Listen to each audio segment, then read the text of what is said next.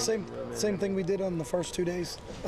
We just need to get improved, so we went through everything we did, except the last 2 periods. We just broke them into their teams, and they went against their defense. So needed to improve, need to work on fundamentals, need to work on tempo, need knowledge of what we're doing, all the schemes, everything. So nothing different from the first 2 practices we had. Coach on either side be better in the draft, you think? Nah, we won't know until Saturday, so we'll be able to critique them on the performance. It's just the same exact thing. Sometimes it looks good on paper, but until they perform, you'll figure it out. So it'll be interesting to see how the whole thing plays itself out. It's pretty even, I think. So. Chip, can you fill us in on Dustin Haines' return?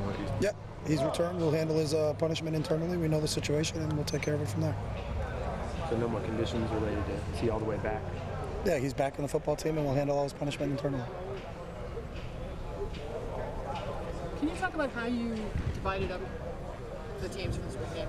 Yeah, we had a draft, and we just picked them. So who were the coaches do. The coaches on each team select them. So one team had one selection, the next team had the next one. So split our coaches down the middle, and then they picked them. So who was the #1 draft pick? What's that? We do it by position, so I can't remember who it was. So you couldn't pick, you couldn't go with your first pick and take Darren Thomas, and then your second pick take Brian Bennett. So if somebody took Darren, the other team automatically gets the other kid. So we got to break it up that way so that you don't stockpile out of position, so that we got enough guys to even it out. So.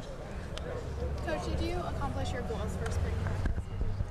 We'll see. We got one more to go, so we'll grade ourselves after the whole body of work. So individually, it's about getting better on each practice, and a lot of guys did. Some guys, still need work on that, but we'll grade them all on an individual basis. So. One thing you'd like, obviously, is to get through healthy. Is there anybody you're worried about for the start of fall camp that got banged up at all this month? Nope. Should be good to go. Of all the position battles in the spring, which one's been the most fun for you? There aren't position battles in the spring, so we don't have a depth chart. We don't play a game until September 3rd, so if I tell somebody you're the starter today, it means absolutely nothing. That means nothing bearing on the game when we play in September, so there aren't any position battles right now. Our goal for every single kid in our program is to get better every day in practice, so that's it. Are there any spots where you see guys pushing each other that you've seen maybe more than any other spot? Hopefully all. There's nobody that's got a spot right now, so if someone thinks that because they played last season or they played decent in the spring and they don't come back ready to play during fall camp, then they're not going to be there. So every day is a competition at every position. I saw Cliff Harris today teaching the other cornerbacks. He was really vocal with them, helping them out. I know he's talked a lot about he's grown as a person. Have you seen that, and have you seen him mature and become a leader, kind of a teacher in that secondary? Yeah, I have. And the older kids in the secondary, John Boyette, Eddie Pleasant, Cliff, Anthony Gilden, those guys, it's their responsibility to step up and make sure those younger guys know what to do when they're not in. I think Cliff's done a great job of that this spring.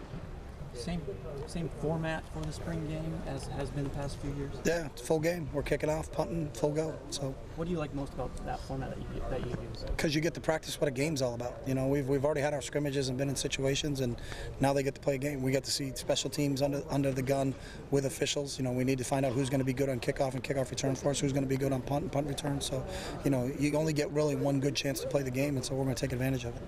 Are there guys who've stood out on special teams as coverage guys or guys in the return game? Not the returners themselves, but guys who you think could really be key special teams performance based on this spring?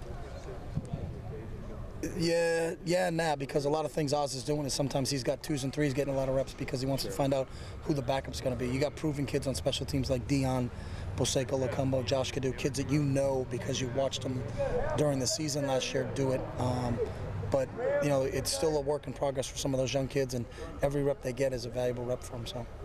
Chip, is there a story behind these spring game uniforms? Did any players, were they involved in the design of them? Right? No, the players haven't seen the uniforms yet, so it's just I